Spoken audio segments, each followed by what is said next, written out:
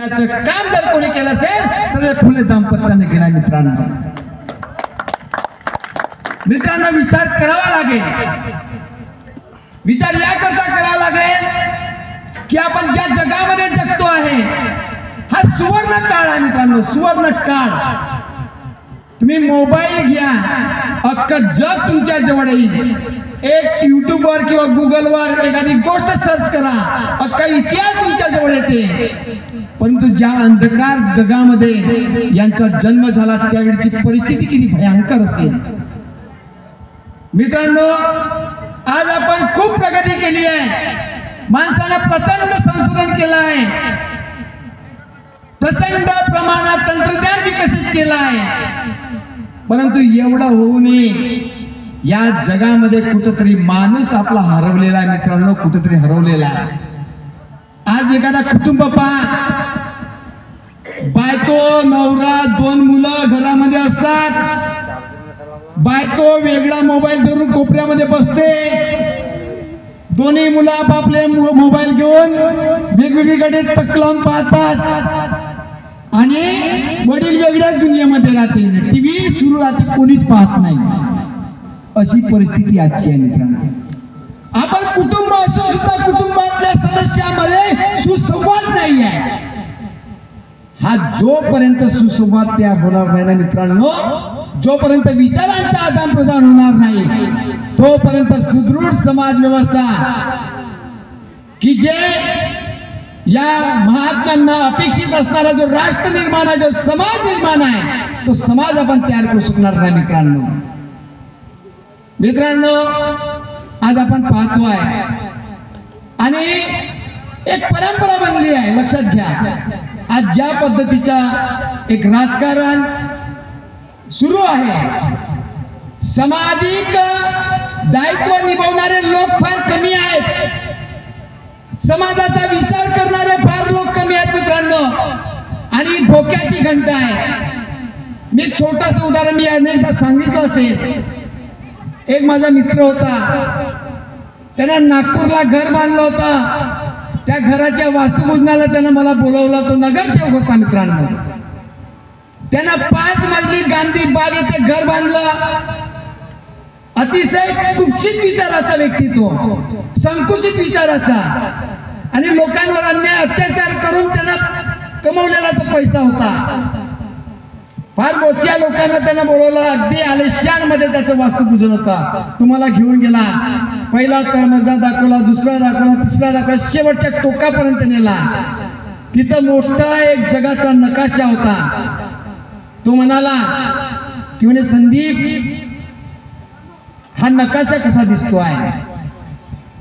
म्हटलं अतिशय सुंदर, मला सुरेख नकाशा, पण माझ्या एका प्रश्नाचं उत्तर देशील का? म्हटलं तू अजून ग्लोबल जगाच्या नकाशा या ठिकाणी तू तयार केला आहे, या ठिकाणी भारत कुठे आहे ते दाखव तुम्हाला।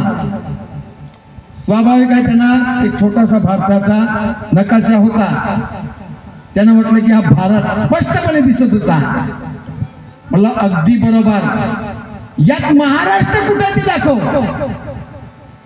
त्याने मित्रांनो कुठेतरी महाराष्ट्र शोधायला थोडं अडचण झाली, त्यानं मग काय केलं, खडू पकडला आणि हा महाराष्ट्र, म्हणजे यात नागपूर कुठे आहे?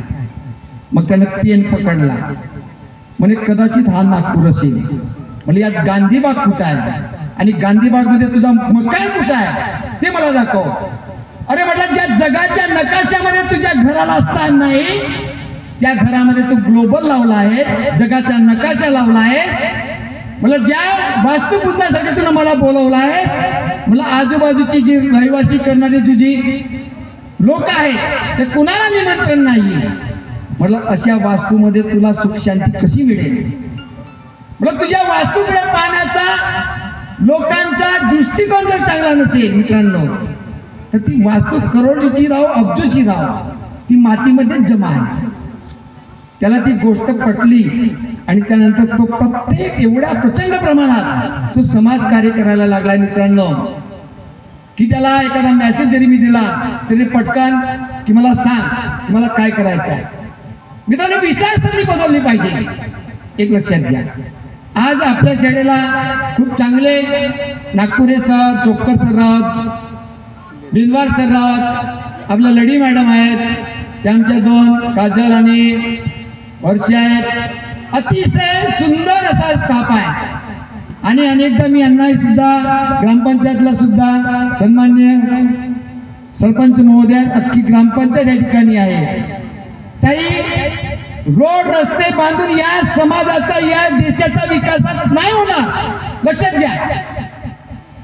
हा फक्त भौतिक विकास आहे. एखादा रस्ता नाही बांधला कोणी पडणार नाही, परंतु खऱ्या अर्थानं गरज आहे तर ह्या विद्यार्थ्यांना दर्जेदार आणि गुणवत्तापूर्ण शिक्षणाची आणि त्यासाठी शाळेमध्ये ज्या भौतिक वास्तू पाहिजे आहे त्या निर्माण करण्याची.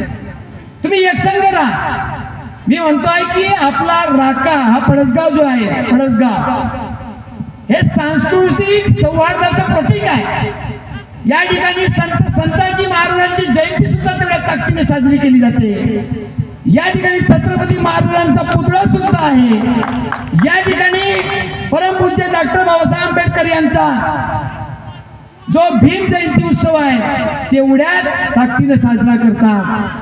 फुले दाम्पत्यांचा उत्सव सुद्धा तेवढ्या ताकदीने साजरा केला जातो. या ठिकाणी भगवान बिरसा मुंडा सुद्धा आहेत. मित्रांनो, एवढा सांस्कृतिक आणि सामाजिक वारसा असणारा आपला पळसगाव आहे. अख्खा गोंदिया जिल्हा शोधून काढा, दुर्बिन काढा, पण एवढे महापुरुषांचे पुतळे आणि एवढे सामाजिक कार्यक्रम अख्ख्या गोंदिया जिल्ह्यात नव्हे तर कुठंच होत नाही. मित्रांनो, हा तुमचा विजय आहे, लक्षात घ्या.